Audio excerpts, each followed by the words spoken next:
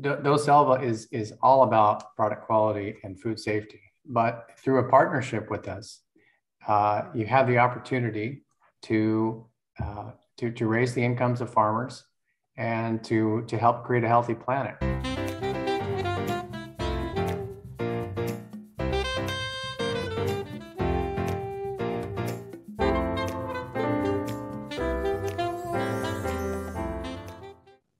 Hey there, everybody. Thank you so very much once again for stopping by. TLC presents Todd-versations. We're really excited about today's show. We've got a great guest. We've got a great topic. We've got some great issues to talk about. Give it up for my friend down in Nicaragua today, hanging out with us, the CEO and co-founder of Doselva, Jefferson Shriver. Welcome, my brother. Welcome to the show. Appreciate you being here. Thanks, Todd. Hey, by the way, it's my birthday today, so I hope you're going to treat me well, all right? Well, had I had known, we would have done, I have known, but I do not know. So yes, I will promise to treat you. Yeah, I'll treat you all right. We'll see. We'll see how it goes. We'll see how it goes, but I promise I'll treat you all right. Happy birthday. Thank you. I wanted to surprise you with that one. Well, it certainly is. I would have bought you something. I probably wouldn't have, but nonetheless, a little tough to get it down to Nicaragua. But I appreciate you taking time out of this special day to hang out with us and share your story, because I'm a big fan of what you're doing. I'm a big fan of companies that are making a big difference, not only with the products, but really in the lives of the people that provide the products. And you are a classic example of what I call, and you lean into it as well, of being a social entrepreneur. And I think you just have a great story, and I'm excited to share it. So if you're ready to rock and roll, we got a lot of questions to talk about. I'm kind of deep into this. I got my curiosity meter all over the board. So I want to get deep into the weeds and find out more about what you're doing in the rainforest, why you're doing it, who you are, and everything else. So if you're ready to go, let's do it, man. Yeah, no, thanks, Todd. Thanks for the opportunity today. It's a pleasure. Absolutely. Cool. So share your background a little bit, man. You're a native Californian that bailed down to Nicaragua like 20 years ago. And here we are hanging out. You're like in the oldest city in the country, correct? That's right. Right here in Nicaragua, in Granada, Nicaragua. Yeah, it's we're going to have our 500th year anniversary here in Granada as a city. So it's one of the oldest colonial cities in Nicaragua. I've been in Nicaragua, going on 22 years now. I've worked with 3 different nonprofits previous to that. I've been based in Nicaragua, but I've also traveled in different parts of the world. I've worked a lot with smallholder farmers in Africa and other parts of Latin America and the Andes as well. But Nicaragua has really been the kind of the bedrock for me. It's home. It's home after spending more than half of my life here. So yeah. I love it. That's cool. So what led you down there in the first place? Yeah, well, what first led me down here was when I was a college student. I went to Whitworth University, and as a 19-year-old, I was basically trying to escape the Washington State winters and coming down here where I knew that there was about 365 days of sun and 80 to 90 degree temperatures. And I was really just wanting to get to know a different landscape, a different culture in coming down here. So pretty much hedonistic reasons to begin with, I'll tell you. All right. There's nothing wrong with that. There's nothing. So so what's keeping you there now? Obviously, I mean, you're keeping it there because you built a really cool company, but now you're still an American citizen, but you have no intentions of coming back at this point. That's home for now. Right. I mean, I get back to the U.S. A number of times during the year. My family's still in California, but what keeps me here is really small farmer agriculture. To me, I'm hooked. It's something that I really believe that. Given that the fact that agriculture is such a huge part of the economy and in the society here in Nicaragua, and it's also where there's the most poverty and arguably where there's the most environmental destruction. So I really believe that smallholder farming can really be a pathway to prosperity for the rural sector. It can also contribute to a healthy planet. And so that's what my life's work has been about for the past 20 years and probably will be for the next 20, 25. That's fantastic. Hence the reason why I wanted to talk to you, because you're saying all the right things that we need to be saying about driving positive costs into food and recognizing the value that food plays in such a global world and what it can do to change things. I opened up by calling you a social entrepreneur, and I really do believe that you truly are that. But you need that entrepreneurial spirit, obviously, to go down and do what you did to launch this company. So how'd you get started? Right. So as I mentioned, I have spent a large portion of my career in the nonprofit sector. And there's just been the nonprofit sector makes amazing contributions, but I do believe that their scope is limited in being able to create lasting change. They're temporary actors. They're not permanent actors in an economy. And I really believe in the power of the private sector for social impact. And so I really felt like after being in the nonprofit sector, I could actually have more impact in the for-profit sector with a mission-driven business, starting my own business to scale a new model in a way that I couldn't really in the nonprofit space.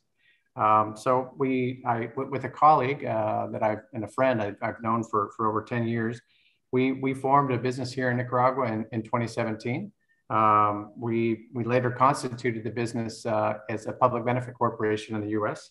And we started. I have a farm here as well, and so we started by growing vanilla and turmeric on the farm itself, and then started to have that was back in 2015, and then we started having conversations with farmers and with potential buyers about their uptake, their potential buy-in to the model as a concept, and started to get tremendous uptake. I think there was really tremendous interest, and so. In 2018, we started with 100 farmers growing turmeric and vanilla and did our first exports in 2019.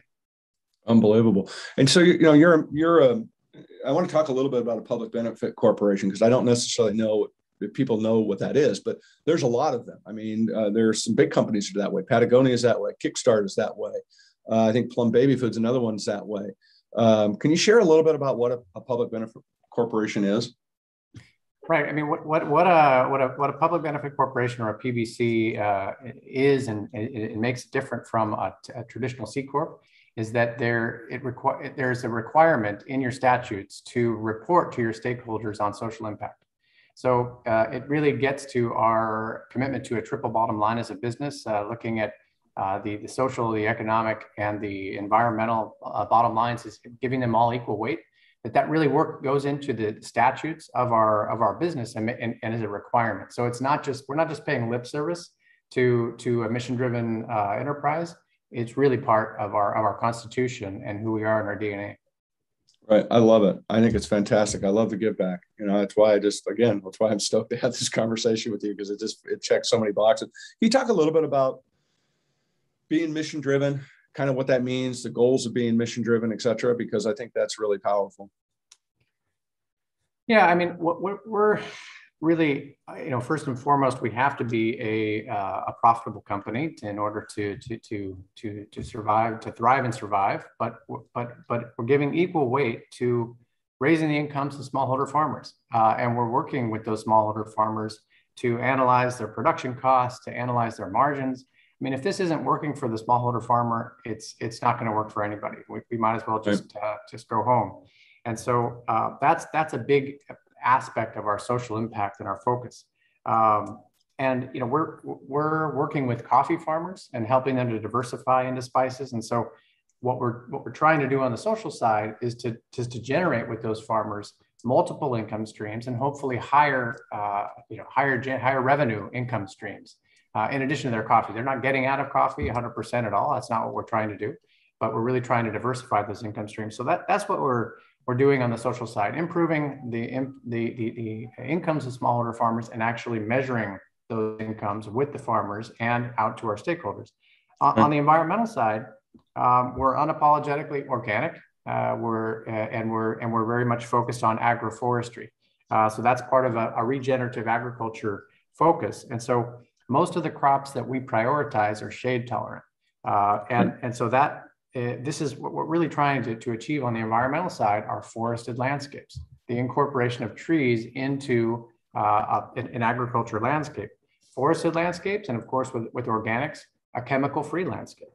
And so with every hectare of production that's in our supply chain, we're looking to enhance the landscape with agroforestry, with forested chemical-free agriculture. So those are our bottom lines that we really see as that we're giving equal weight to the profitability of the company. I think it's great because you're solving problems, right? You're using your business, your people are voting with their dollars, and you're using your business to solve problems, and you're solving legitimate third world problems that need to be addressed. And you said it eloquently in the beginning that agriculture, as much as it benefits us, is also something that can be dangerous as well. And, you know, and you're in a country that shockingly, I think a lot of people are surprised to realize that the people who are growing the food are living in a poverty situation.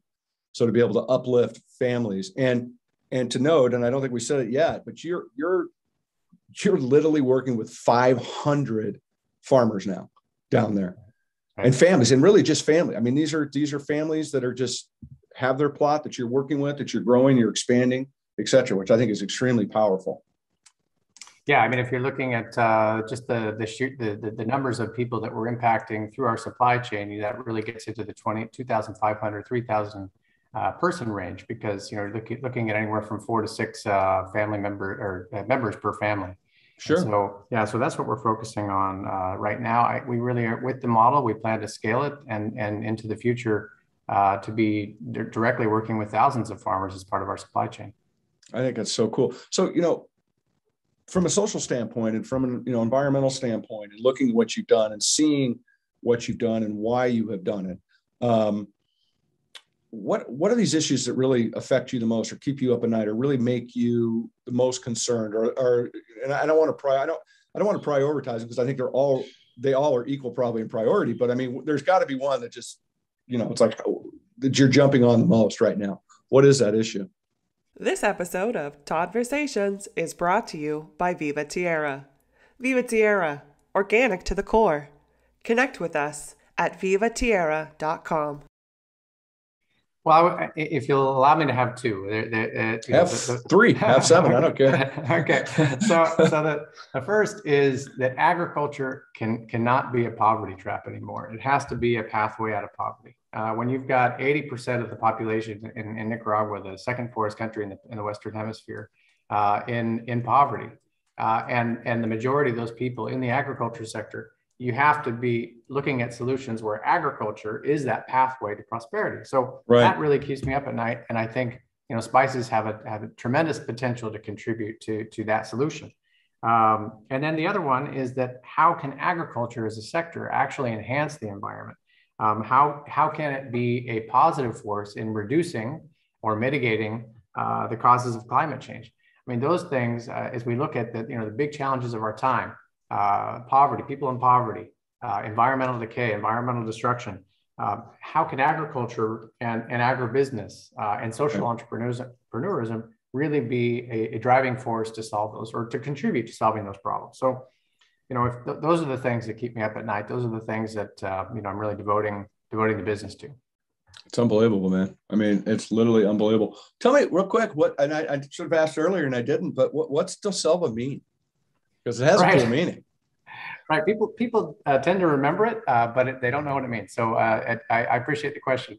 Doselva is a play on words. We created it. Dosel is a scientific term that really means the layers of shade in a forest canopy. Dosel, and then selva is forest in Spanish. And then the va, that is a part of Doselva, is vanilla, which is where we really got started. We got started in vanilla and turmeric. And so Doselva is what we came up with, and we're sticking with it.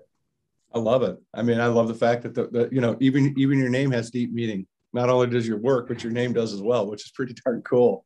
So let's get into a little bit. What are the products you work with? We talked a little bit about some of the spices, obviously behind me.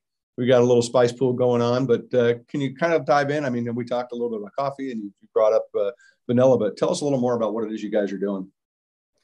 Right. In terms of the products that we're producing, processing, and exporting, turmeric, ginger, vanilla, lemongrass, and cardamom at this point.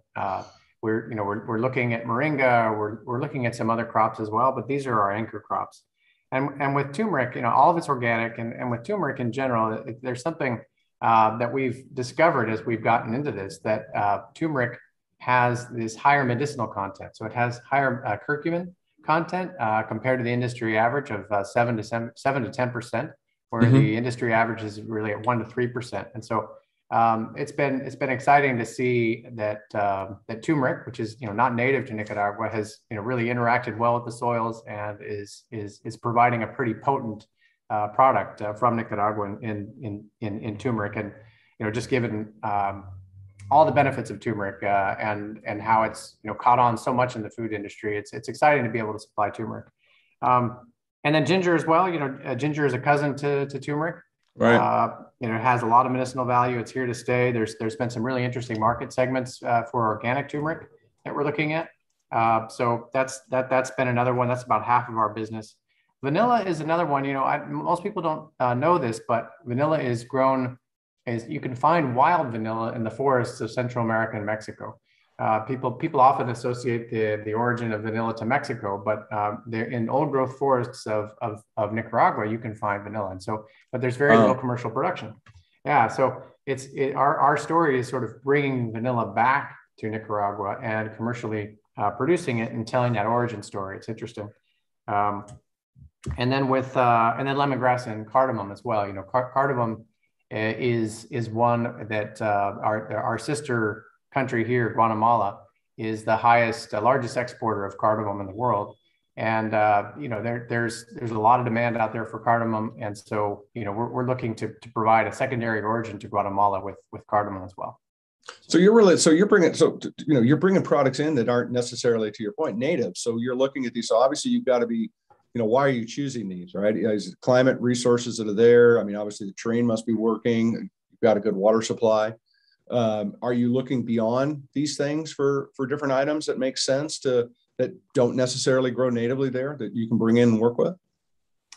I think, why do we choose spices? I think, starting with coffee, to say that, our target sector are coffee farmers, and they have been losing suitability in coffee due to climate change, due to a number of factors.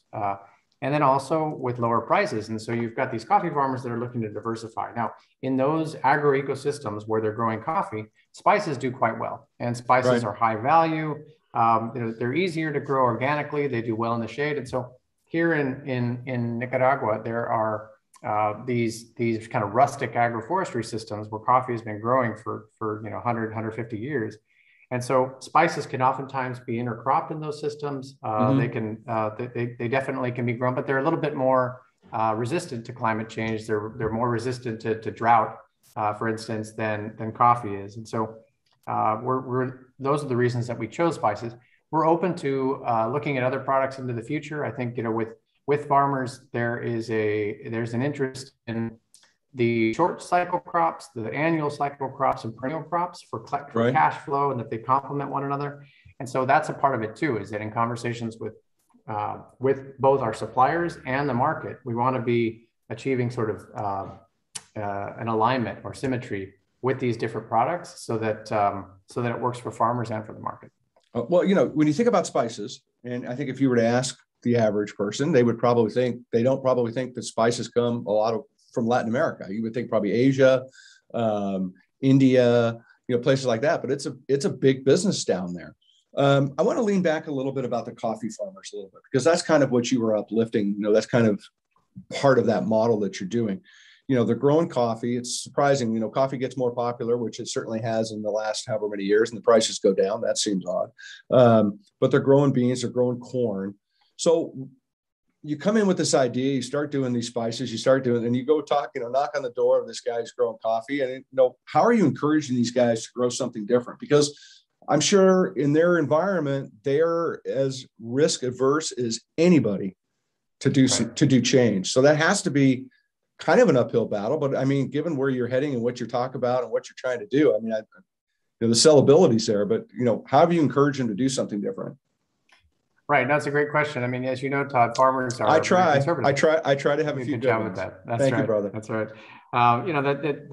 That farmers are conservative. They don't make decisions that are going to be high risk. And so what are we doing as a company to help them to share that risk and help to mitigate that risk? And so a few things that we do is that we're incentivizing farmers with pre-financing with seed.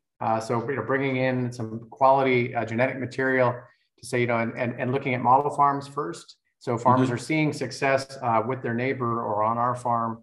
That really makes a difference. We're providing technical support. So, if you're starting with a new crop, there's not a lot of know-how.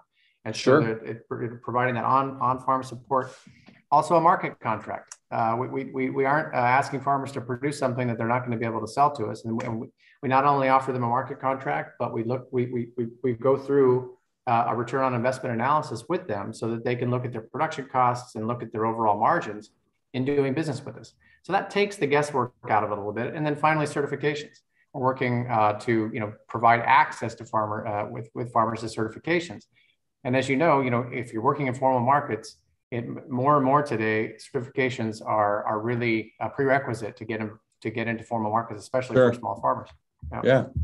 Well, I want to talk about that a little bit. I'd like to get into certification as well, because I know certification in Central America is a bit of a challenge. You look and you hear some of the stories coming out of Peru and the way things are done, and it certainly can be an ongoing issue. So the cost of certification, let's just address that. I mean, because that's one of the big barriers of entry for a lot of guys, is they just don't have the money to fork out to have that inspector come down. And do you have inspectors in country, or do you have to bring somebody from out of the country, to look? Or can you explain a little bit about the certification process? Right. So we have inspectors in country that have their offices in country that, of course, are certified, authorized to work on behalf of USDA, the National Organic Program, as well as Europe. And so they are here. That brings costs down a little bit. But what happens is that a business like Doselva ends up covering the cost of certifications or incorporating that into our business model, right? And that sort of removes the barrier to access to farmers that otherwise would be there. And so that makes a difference. I would say at this point in time, as where we are in Central America, costs are not prohibitive in the sense that they're so high that it really makes a difference on the organic side. Now, when you bring in you take into account other food safety certifications, other types of certifications, and you bring them all together, then that does create some high costs that we can talk about. But I think organic alone at this point in time is, the cost is not really an issue for us. We incorporate it into our business model, and we bring farmers into our umbrella. I love it. No, obviously you're trying to encourage these farmers to grow organically. Is you getting any resistance back? Are you getting, that old, it's awfully risky? Are you getting any pushback? Oh yeah. Oh yeah. They expect an oh yeah. Oh yeah. There is resistance, and in selecting farmers, the right farmers from the beginning is really key to reducing our risk, because it only takes one farmer or two farmers who may tell you that they want to grow organically, but then they're making decisions that aren't organic. So that selection process is really key. And I think, but the first incentives that we think about with farmers and we talk through with them is the consistent market access, the market niche. I mean, we're able to, reduce our competitors by producing organically certain types of products that aren't grown organically in a widespread way. And then there's always a price premium. Even if it's a small percentage, there might be, sometimes it's a smaller percentage, sometimes it's larger. But I think it's that market access, it's the price premium that are those first incentives. But when I think about the roadblocks, and the selection, the farmers themselves, we don't want to be necessarily choosing farmers that have been growing with agrochemicals most of their lives, where that's in their DNA. That's what they do. That's what they know how to do. Right. To undo that is pretty difficult. And so when you look at that 3-year conversion period, that is a pretty, that's a roadblock to certification amongst those farmers. So it's undoing, certain things that have become habits for those farmers. You got a mindset that's in place. That's right. And so the lower hanging fruit for us in selecting farmers are farmers that have had some interaction, have some exposure or some experience with organics, even though they may not be certified, or who simply just have not been using agrochemicals because they can't afford them. And so they've been growing, quote unquote, naturally without the certification. And that's a pretty easy transition for us, because then we say, listen, this is a way to improve your yields by using organic inputs. It's not just leaving it to nature alone, but really using organic inputs and improving your yields and improving your livelihoods with better prices and better production. Right. Well, again, it's got to be tough to convince them to jump into the pool for the first time. Yeah. But as you've scaled now, because again, you're up to 500 different folks that you're working with. As you scaled, has it become a little bit easier because of word of mouth, your track record?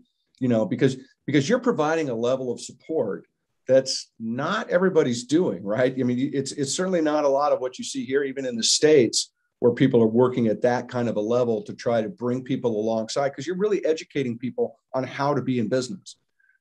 Because I'm sure that a lot of these guys aren't running spreadsheets, and I'm sure a lot of these guys aren't looking at their margin. They're not looking at things in this big, more strategic way. So has it become easier now that you've got some track record going and you're starting to see successes that people are like, like almost are calling you now?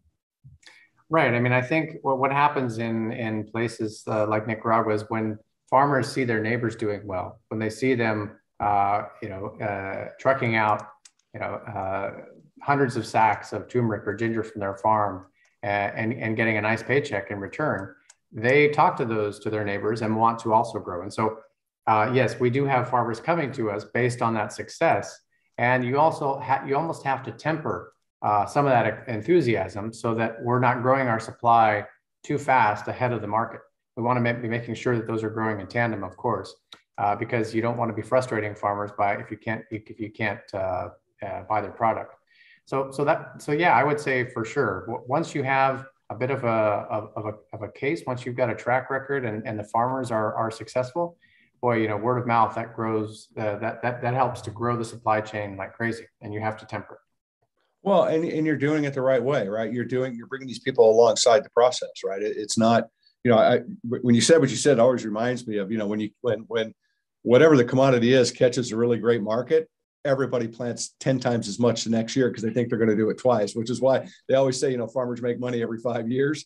And it's one of those things that, to your point, you have to temper those expectations. You have to recognize what the market will bear and the expense of overburdening the market, what that really means financially.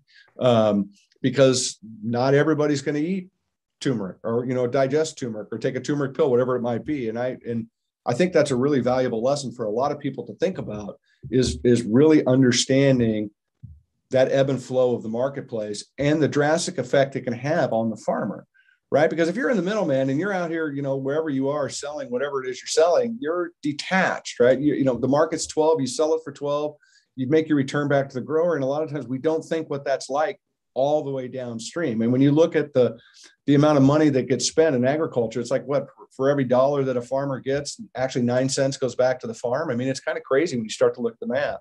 So I think that's a really important avenue of approach that you guys are taking. Yeah. Talk a little bit about, because this is a competitive market. Now, spices are an interesting deal because we go to the grocery store and we see spices in a little bit of a packet and they're branded, they're identifiable, but a lot of what you guys do from a spice standpoint goes out into big bulk and goes out into a lot of different formats. So how do you differentiate yourself out there? Because you truly have a message that, granted, it's organically grown, and I'm not taking anything away from that because that's the benchmark, right? The gold standard. That's what we determine as the gold standard of food is being organically grown. But so how do you differentiate yourself above and beyond just being organic to your versus your competition and as well as to your customers? Right. I mean, so just to get in the door, you have to have quality and food safety, as you know. There's no conversation that even takes place if you're not offering quality and food safety. So that's not necessarily a differentiator. It's more of it's sort of a common denominator. It's a baseline, right? Right. But then beyond that, I think we are offering some differentiation by offering spices in the Americas. I think, there are a number of our customers have talked about an interest in diversifying their supplier base a little bit closer to home in the case of our U.S. customers and wanting to, wanting to have a supply chain that they can visit more easily, that kind of thing. I think that's a differentiator for us. And then I think, on the regenerative agriculture side, there are a few that are really doing agroforestry and organics together. And I think this is an area where we want to really make that part of our story and make it more visible. That, when people come and visit our farm, the farmers that we're supporting, they're seeing farmers that are becoming prosperous, the social impact side, and they're seeing these landscapes that are more forested, the farmers that are incorporating trees into the system. So So, that's a product story that I think differentiates us in a way that so far there's been some good uptake. With certain companies care about it, other companies don't, Right. and that's okay. It's we also are choosing customers and long-term relationships where there's that values alignment, and so I think that's a big part of it. And then on the traceability side too, that's probably a final one where there's an increasing interest in these direct trade relationships, and so we can tell you exactly where the product's coming from. We can show you where that farmer is located. We can show you how many sacks that he or she has produced for a specific lot. And so, that traceability story, I think, also makes a difference for companies, even if it's a B2B model, companies that really want to be knowing where their product's coming from. So. Well, and going back to the certification thing, I mean, again, I don't think people recognize that there is a high level of fraud. There is opportunity down there for people to get away with things they shouldn't. You touched on it briefly. And I think that that's something that you've got to be cognizant of if you're doing business, is finding yourself a reputable company that not only touches you, environmentally or socially, but also make sure that the interest of the grower and of their customer at the end is protected. And I think that's some of the stories I hear coming out, and some of the stuff is just frightening, because there's companies, and you can get in the database and see that you have these companies that are talking that they're on, hundreds of acres. They have no employees, which is very odd, right? That's magic. Yeah. And so I think there's something to be said from it to your, when I think about differentiation, is the fact that you provide this level of security, you create a level of trust, you create an environment around your product that touches a lot of really important things, regen ag, agroforestry, these things that are making a positive difference in the planet. I think that's, to me, is something that is, if I was looking to pull a PO, would be boxes I would be checking really hard. Like, how does this align with my mission? Because I think we get to the point that a lot of times we're so into finding that super hot deal or that thing that's better, which I think is a negative cost of food, as opposed to putting in the energy and supporting organizations like what you do that uplift the conversation of food. So I commend you for that. I commend you for what you said. And obviously, the food safety stuff goes without question. That's the world in which we now live in, and will continue to live in even deeper.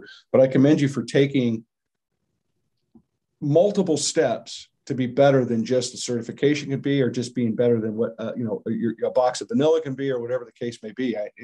Which is why I wanted you to come on, because I think you have a very, very powerful message. And I think that not only what you're doing is important, but I think what you're saying is important for other people to hear and step back and look at their own businesses. Like, can I do better? And there's a benefit to doing better. So I wanted to drop that bomb on you and just say thanks again real quick.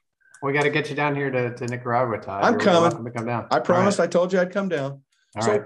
Tell a little bit so people know, because we're on spices and people don't, may not necessarily understand, even though it's a part of our daily life. What segment of the food industry are you selling into now? Where are you going?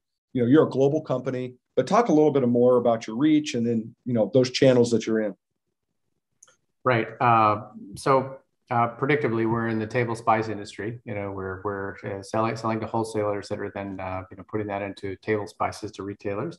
We're also in the beverage industry, working with the tea industry, the juices, looking at specifically ginger and turmeric that are considered superfoods that go into smoothies, that kind of thing. Sure. And then the nutritional supplement industry. So as you're with our turmeric, we've got a pretty large customer segment in turmeric where they're putting that into capsules. They're extracting the curcumin from the turmeric, and people are taking that as nutritional supplements. So those are the three areas. And then we're starting to get with our fresh line, we're starting to get it into supermarkets. So fresh ginger, fresh turmeric going into supermarkets in the perishables. And you're selling globally, right? That's just not back up here to the States. I mean, you're working in the EU and in different spots, correct? Right. So our primary geographic segments are Europe and the US at this point. Yeah. Right. So, which is really cool. So, hey, folks over in Europe that are listening, who do and are, check them out. They're worth doing. So let's talk a little bit, because spices are, it's kind of a cool topic. And what are you hearing from your customers, because you have such a great story? What are the things that are super important to your customers that I think that are worth calling out? Is it the quality of the product obviously matters, but is the social, environmental, your traceability, all your ethical practices? I mean, I don't want to rank them because I think they're all equally as important, but what are you hearing back from people? because because I think what you're doing needs reinforcement, right? You're doing a lot of things above what a lot of people do. And sometimes that can be extremely encouraging, but it can also be discouraging. Like, oh, I'm doing all this and nobody gives a rip. Right. I mean, we've all been through that. So tell me a little bit about what you're hearing back from people to reinforce what you're working so hard to do. Right. I mean, I think what we hear as a big chorus from multiple customers is food safety and quality. That's not a big surprise to anyone. I think, as those criteria and those requirements become more and more stringent, that is something that we're hearing time and again. Also, the environmental integrity. So I think, when people want organic product, they have sometimes gotten product that isn't organic. I hate to say it, but that doesn't fit that. And there's been, people have had some issues with that. And so they want to make sure that, beyond the certification, that we're doing things that are ensuring the integrity of the organic product, right? They want to know about that. They don't, of course, the third-party certification is necessary and a requirement. But I think people are digging a little bit deeper and wanting to know more and to engage in a company that they know is going to be providing that integrity, organic integrity. And then on the third is traceability, for sure. I mean, I think more and more people are looking for that story and the traceability back to the product. If there are problems, where to help to resolve those problems and where to celebrate when there's successes. So those are three. I think areas where we're hoping that there's going to be more kind of interest and some market signals are on the social and environmental impact side of things. I think the industry arguably is still getting its footing in that area and sort of knowing what are the things that we really should be tracking. What are, as an industry, where should we be going in social impact? Right. Is it important to be measuring farmer incomes? Is it important to be tracking forested landscapes? We're not really getting market signals about those things at this point in time. We get questions about it, but I think there's a commitment to a mission-driven business. But I think at this point in time, there's a level of ambiguity that I think we're going to see changing over the next 5 years, where people are going to start to track specific indicators, specific outcomes, that kind of thing. Oh, I think you're 100% right. We can't, you and I as individuals can't stop air pollution. We can stop a finite amount with what we can control, right? But we can't make these corporations, we can come together, we can make rules and all this other stuff. I get that. But I mean, we can't stop these pollution. We can't stop some of this climate stuff if we don't start what we can control, which is, again, voting with our dollars, making investment into a positive cost of food like you're doing. And I think that as people recognize they have the power to make individual changes with their own decisions, right, that will slowly work to influence and change this planet. One of the ways of doing it is to put energy and effort into better understanding that choice you get to make with your food. So I agree with you. I think the social and environmental mission and what you guys are doing, I'm yelling about it because I think it's super important. And I think people need to start to recognize that there is an opportunity to start making positive changes globally every day in your life, just by shopping differently, just by investing differently in what you do with your dollars. And I think that's a really, really impactful statement, that if we all lean into that, if the whole country leans into that, we can move this boat much quicker than we can by yelling at this country because it's doing this, or calling your politician, and see where that actually takes us. Because as a society, our pocketbooks are the most powerful thing that is there, right? It truly is. And I think we need to start to leverage that. So companies like yours that are beating that drum and holding yourselves accountable to making positive change are companies that we need to look at, and we need to talk about, we need to celebrate, and we need to uplift, which again is why I'm thrilled that you took time to hang out and come on and chat with me. What are the challenges? Because I think we need to address this. I mean, especially after what I just said, this question seems to make more sense too. But what are the challenges you're seeing right now for your business moving forward? This episode of Todd-versations is brought to you by Viva Tierra. Viva Tierra, organic to the core. Connect with us at vivatierra.com. Maybe I'll mention a few. I mean, I think I mentioned earlier about the cost of certifications. I think, alone organic is not as much of an issue. It's the the combination of the costs of certifications related to food safety, environmental integrity. We're now in four different environment and in four different certification schemes. So those add up. And so, wow. There's no, and we end up assuming a big cost for that. Our place on the supply chain, we're with our business model, we're covering those certification costs. And that certainly is a challenge moving forward is, if you look at those costs, are there ways to better, spread those costs across the supply chain? Are there ways to reduce those costs? Are there ways to harmonize different certifications, that kind of thing, that's been talked about a lot, but I would say that continues to be a challenge. Another one is climate change. I mean, I think, given weather variability, given the fact that there's just not the predictable rainy seasons that there used to be, there's longer dry seasons in Central America than there used to be. That is going to be a challenge for farmers, and we're going to have to be clever in adapting to a changing climate, without a doubt. And then maybe a third is around migration. So how do we help farmers to stay in their communities? I mean, with youth, youth arguably are not attracted to agriculture in Central America because they consider it to be a poverty trap. And so what can we be doing to be showing youth and being an example that agriculture can be a pathway out of poverty, and there's a good reason to stay in your community. So I think, what happens when there is migration, those trusted suppliers may not be as permanent in their communities. They may have to leave. And so, part of it for us is really creating these more lasting relationships in the countryside so people don't have to migrate. If I can just touch on what you just said, second generation, third generation farmers are not existing anymore. People are getting off the farm. Right, the risk is not worth the reward any longer. You've got people that are finding other ways to make income, and it's very scary when you think about the fact that we have this decline in a business model that this entire planet needs. Right, we need farmers, we need food. I don't know. I read that in a book somewhere. Food's important, and so it's got to be a challenge to change that, especially when you're coming from an environment that they don't see a lot of hope. They see this as somewhat of a dead end.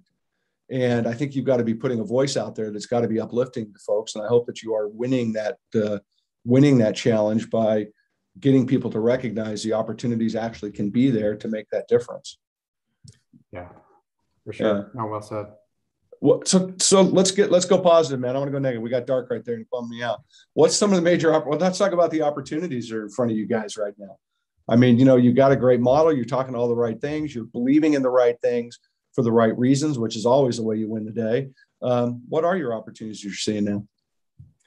Right. I mean, I think that mission-driven businesses are the way of the future. I mean, I think we're having this conversation now, and in Todd-versations that you're uplifting businesses that are mission driven. I mean, I think that's one additional reason that we're seeing a signal that mission driven businesses are the way of the future. And so there are market opportunities that are responding to that, and there are investors and investments that are responding to that. So I think there is this we're coming into a wave of opportunity for mission driven businesses, I think. And that's really encouraging. I mean, when we're having tough days, to see that the kind of uptake that we're getting from the market, from growers, from investors, really encourages us when we have tough days, and we do have tough days. And I think the other thing is that with our model, we have an unusual model and the opportunity to be a first mover in the space. So innovation, to do something unique, and I think to show the way to potentially show the way to others in the industry to be a bit of an industry leader with this unique business model. So not to say that we're the only game in town, definitely not. But there are, I think we're doing some things that are unique, and we want to influence the industry. And I think there are opportunities to do that with, even though I'm down here in Nicaragua, the technology really gives us the opportunity to have a big microphone to spread our messages if we can. So, I think it's so great, man. I really do. I mean, I love the whole vibe you guys give off. I love where you're heading and what you're doing. I hope, people take time to dive in deeper and to pick up the phone, send an email, and, continue to uplift this positivity that's happening and make a change. And let's pull these farmers out of poverty. Let's lift these guys up. Let's keep food coming. Let's keep good food coming. Let's keep food that's purpose driven, because it's a positive cost we need to incur, and we need to lean into it. I'm telling you. We cannot keep making our food supply cheap, or we are going to continue to see the problems we're seeing today all over the place, because it affects so very, very much. We were chatting beforehand. We've had a couple different back and forths and stuff. And you shared a story with me that probably people don't necessarily know about you. And I think, to me, it's almost how a social entrepreneur puts his first foot in the pool in that space of trying to understand it. Can you share a little bit about your time you spent down in Honduras when you were younger?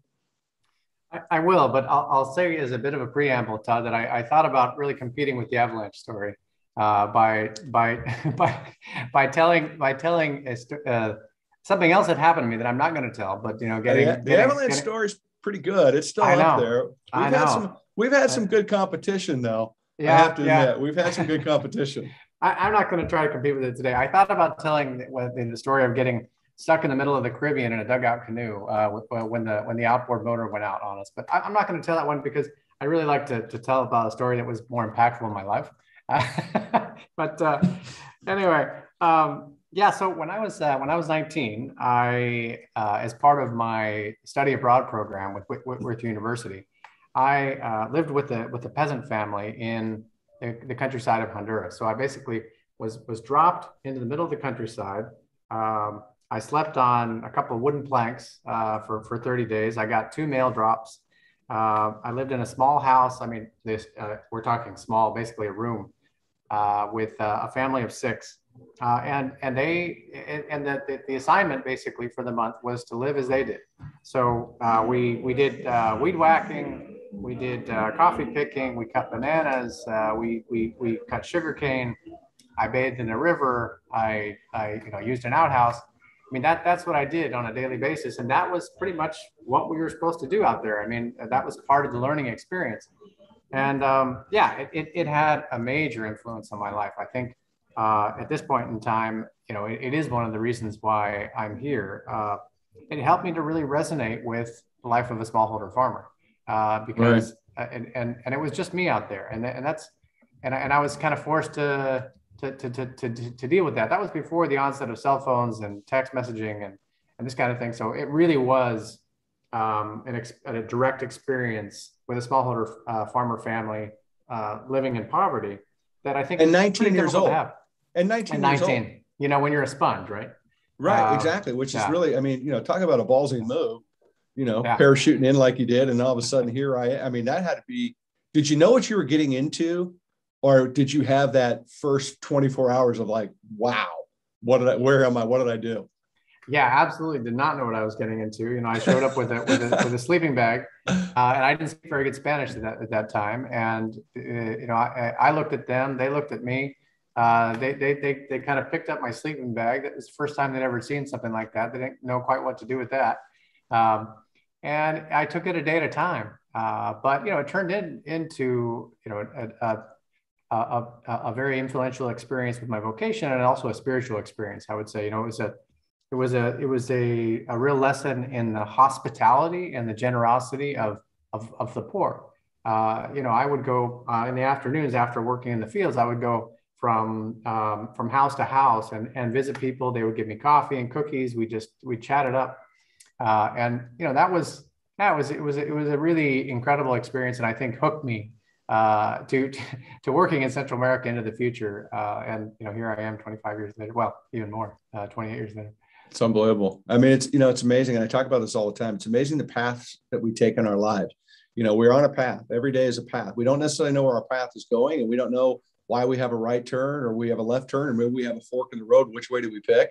But for you to go down there and do that, and now to be devoting and literally your life to farmers and helping uplift and to socially change, to make a better planet. I mean, it's pretty powerful statement about a person's path and following that path. Yeah. No. Thanks, Todd. Yeah. Well said. For I sure. think that's super cool. So, look, it's your company, you as a person, especially to me, you're an inspiring person. Um, Especially coming back around telling the story where you started at 19 and, how much it impacted you to where you're sitting here today doing what you're doing. We're 500 farms now being uplifted and changing. So who inspires you? I mean, we got, everybody has to go to the trough to be fed. So who inspires you to get you fired up a little bit? Yeah. I mean, certainly, when I think about recent leaders like Greta Thunberg, somebody who, a young activist from Sweden who really spoke up about climate change at a time when the world needed it. She really inspired me. I was just, reflecting about that and looking at some of my social media posts, and I just felt really inspired by Greta and the role that she continues to play. Just a young girl who really has an articulate message about the climate, and with her vision and with her activism has really made a difference. I also met Bill Moyers when I was 22. And I really was impressed by Bill Moyers and just how he spoke truth to power in a way that was very disarming, that was diplomatic, that was candid and frank, but was I think diplomatic and articulate. I really appreciated meeting him, and then the life story of Bill Moyers. And then maybe last one would be Jimmy Carter. Jimmy Carter arguably had a tough go as a president, but everything he did after he was president really spoke to his values and humility as a person.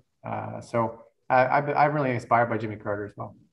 You cannot look at his body of work post presidency and not uplift him. I mean, what he's done building homes for people is phenomenal. Right. What the different things that he's involved in and using his platform for good. I mean, he's been an amazing contribution to this country. There's no two ways, and to the world. Two ways about that. Yeah, he's an interesting cat. I think that's just super cool, dude. All right, let's have some fun. You ready? You ready to get on the hot seat? All right. Okay. Yeah. I know you're as nervous as all get out for this. You've already emailed me once. I'm like, fuck no, I ain't telling you nothing, man. You're gonna walk right into this mess. All right, you ready to roll a little TLC trivia? You're playing for cash and prizes. All right. You better. I better be.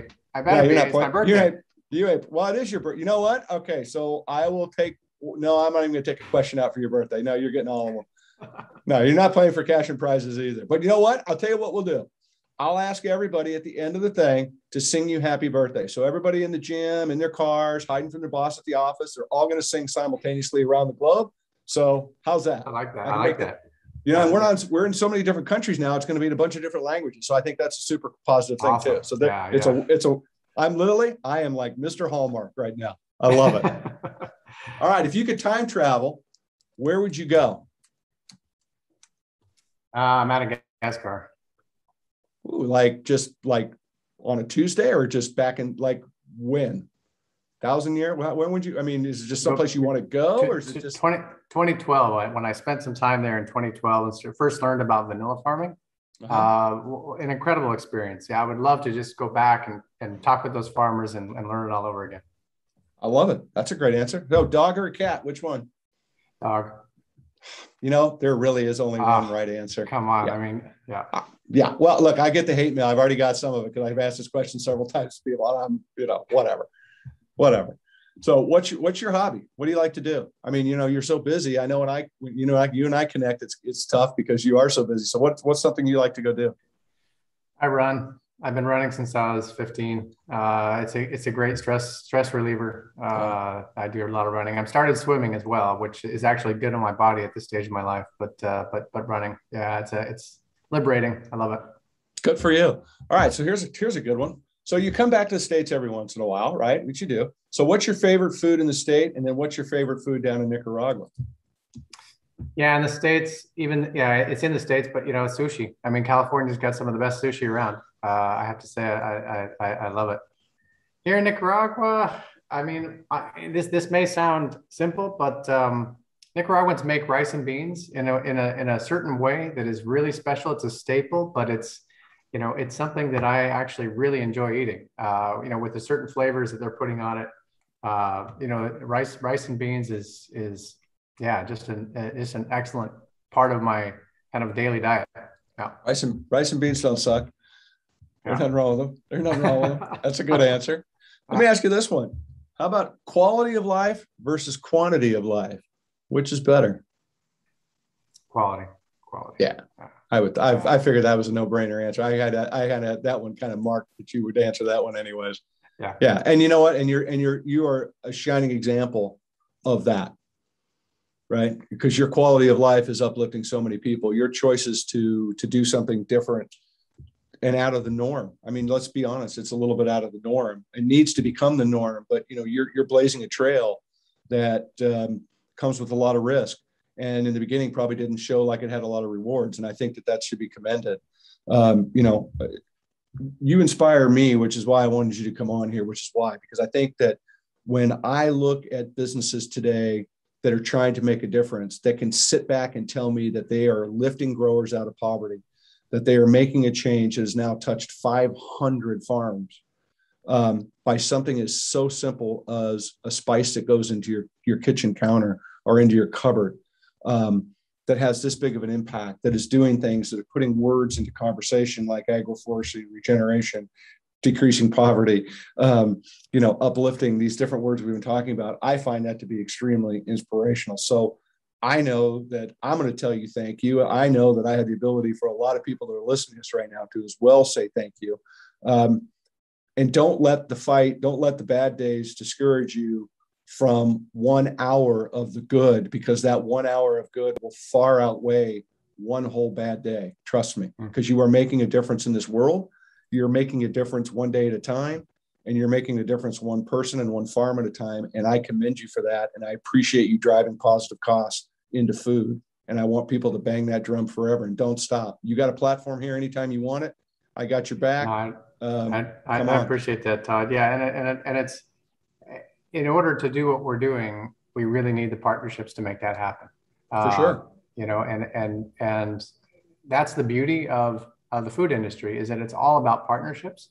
And in supply chains that we're on, we play, arguably a critical role in the supply chain, but the partnerships with our customers, with our farmers, with people like you that are making what we're doing more visible. These are the things that are really critical to moving forward and having an impact. So I really appreciate the opportunity to be here.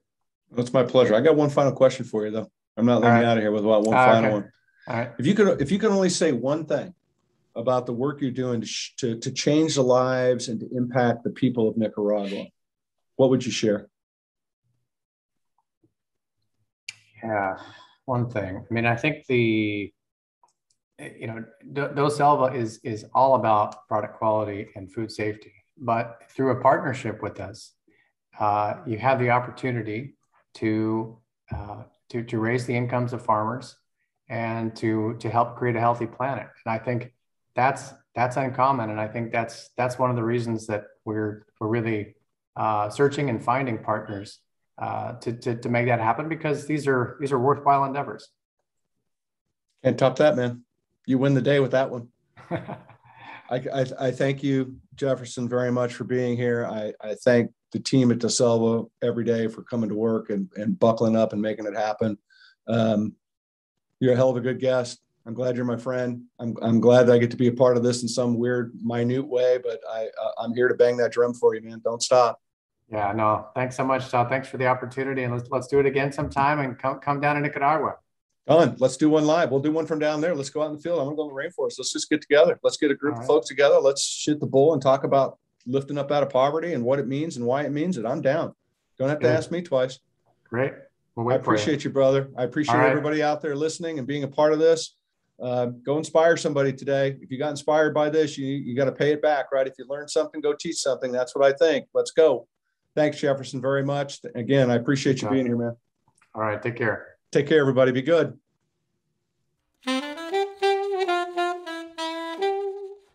that was a ton of fun. Jefferson's a good guy. He's doing some great things. I mean, can you imagine what it's like to wake up knowing that you're working to uplift 500 farmers out of poverty in Nicaragua? I can't, but I can a little better now that I've spent time with him. I hope you enjoyed it. Hey, thanks for listening. Check us out on social media, TLC Todd-versation, Instagram, Facebook, LinkedIn. We're all over the place. Audio versions are available on every podcast site globally. Video versions on our YouTube channel. Rate, love us, hate us, whatever. Subscribe. We want you. If you got something to come on and share, let me know. You guys are doing a great job of reaching out, and I appreciate that. We want to uplift these messages. These stories need to be told because they're making a positive impact in our world, and we need to help these guys along. So thanks for taking time to hang out with us. I really do appreciate it. Remember, go inspire somebody today. It's really important. Take care, everybody. Talk soon. Bye-bye.